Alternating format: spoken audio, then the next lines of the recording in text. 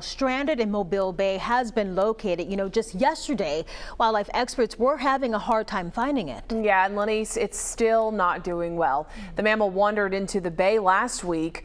Whales are used to being in deeper waters. The bay isn't that deep. Our Michael Warwick is out there with our chief meteorologist and outdoor specialist, Jason Smith. And guys, give us the update on this story here. Well, it's really remarkable to see. We had been hunting down the whale for about the past hour and a half or so. We finally were able to come across it. The Dauphin Island Sea Lab is out here. Aaliyah is out here. We can tell you, though the whale is still not doing well, it is mobile and it is breathing. It's going to be hard for you to see from here. It's about 500 yards out, is as close as we're able to get.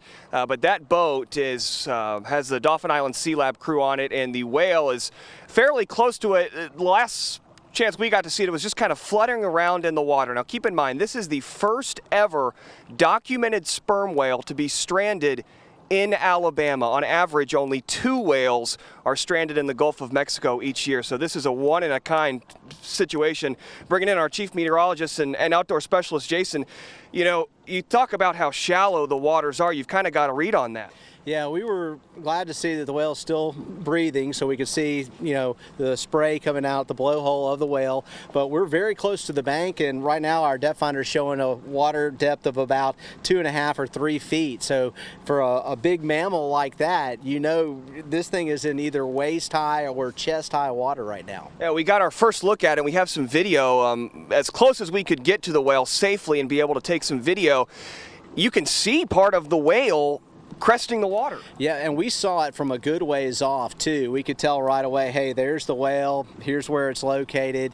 And Mobile Bay is a big body of water, but just if you're out and about, they definitely want folks to stay away from the whale and let them monitor it and keep a good distance. It's something a lot of people are talking about it, and for good reason, because it is so very rare. Jason, I know you love to fish, you spend a lot of time outdoors. Did you ever think you'd see up close and personal, well, firsthand, I should say, a sperm whale in Mobile Bay? Well, I thought it was very possible that we might see whales fishing offshore, like, 40 or 60 or 100 miles out.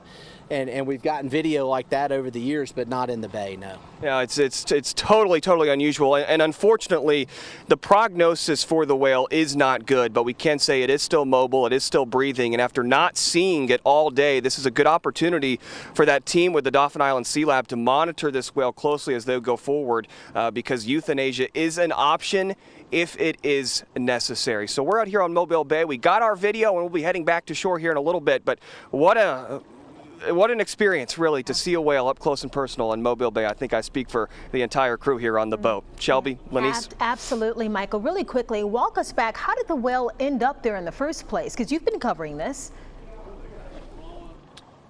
I've been covering this for the past few weeks, and I have to say, I don't even joke when I say I've learned more about sperm whales in the past few days than I have my entire life. And unfortunately, the folks at the Sea Lab told me they'll never know what was exactly wrong with the whale until it were to die, which of course we hope is not the case, but they won't be able to determine what exactly is wrong with the whale until it were to die. But that is why it's become so far away from home, is because something is very wrong with the whale, whether it's an illness, whether it was harmed somehow.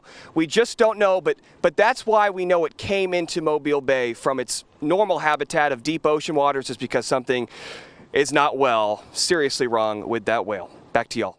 Yeah, Michael, and we do hope that the outcome is a good one. From your standing right now, we know you were tracking it. You showed us some video earlier, but can you see it at this very second right now out there?